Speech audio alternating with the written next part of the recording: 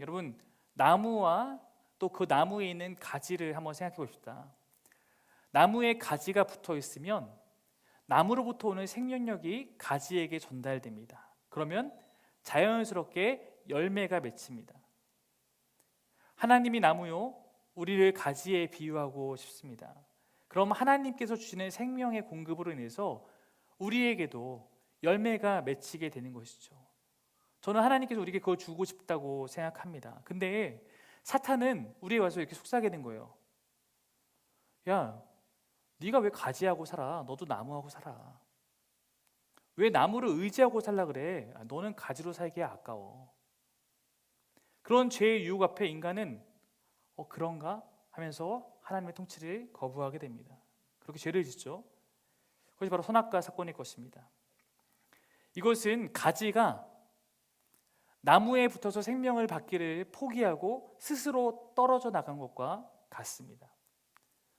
주님은 너희는 나를 떠나면 정녕 죽을 것이다 말씀하셨고, 사탄은 아니야, 거기에 더 좋은 행복이 있어 라고 이야기했습니다. 여러분, 어떻게 되었나요?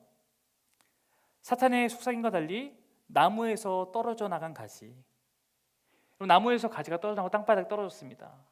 그 생명의 근원을 잃게 된 것입니다. 잠깐 동안은 살아있지만 영원한 생명으로부터 떨어져 나갔으므로 이제는 곧 죽을 수밖에 없는 상태가 된 것이죠. 여러분, 이 가지는 어떻겠습니까?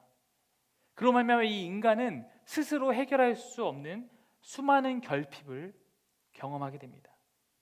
궁극적인 생명의 근원이 내게 사라졌으니 감당할 수 없는 시련을 맞이하게 됩니다. 그리고 곧 죽음도 다가올 것입니다. 이 가지를 어떻게 해야 될까요? 여러분, 죄악으로 인해서 하나님을 떠나버린 사람들을 어떻게 해야 할까요?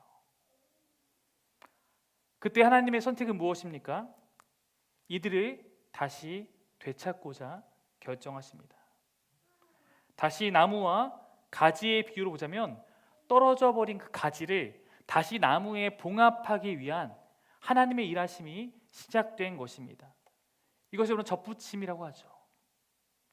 가지를 다시 나무에 접붙임하기 위해서 하나님이 하셨던 방법은 예수 그리스도를 우리에게 보내주시는 것이었습니다.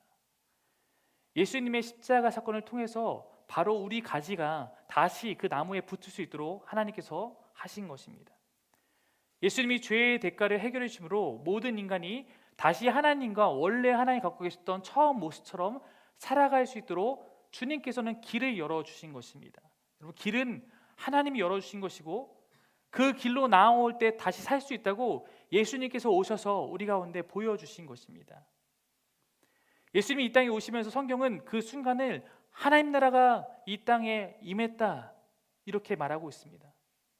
하늘의 통치권을 갖고 계신 예수님께서 이 땅에 오시며 이 땅에 하나님 나라가 임한 것입니다. 그 전까지는 세상은 하나님 통치를 벗어나서 살아갔던 죄악된 세상, 소망을 잃어버린 깨어진 세상에 불과했다면 예수 그리스도로 인해서 이 땅에 새로운 소망의 길이 열렸다는 것입니다. 그러면서 여러분, 이 세상에는 두 나라가 공존하게 됩니다. 그 하나님의 통치를 받아서 살아가는 하나님 나라와 잃어버렸던 그 나라와 여전히 그것을 거부하고 살아가는 세상 나라가 공존하고 있습니다.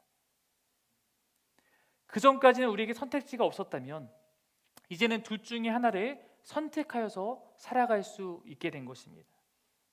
쉽게 말해서 모든 사람은 하나님 나라가 왔든 안 왔든 그냥 무관하게 삶을 살거나 아니면 그분을 왕으로 받아들여 그의 나라에 속하여 살아갈 수 있는 삶, 이제 이 둘 중에 하나를 다시 선택할 수 있게 되었다는 것입니다.